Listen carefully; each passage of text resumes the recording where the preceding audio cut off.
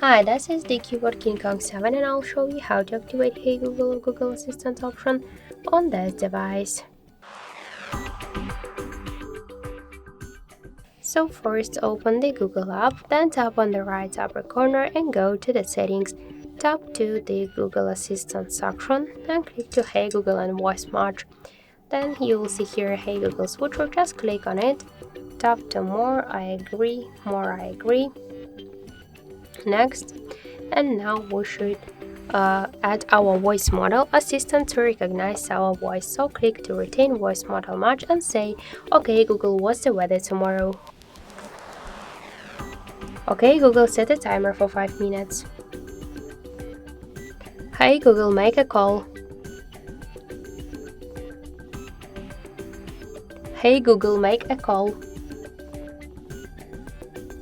Hey Google, remind me to water my plants every Monday. So now Hey Google option is ready, and now when you'll say OK Google or Hey Google, you could see that this option successfully enabled. So that's it, thank you for watching, and if you find this video helpful, leave thumbs up and subscribe our channel.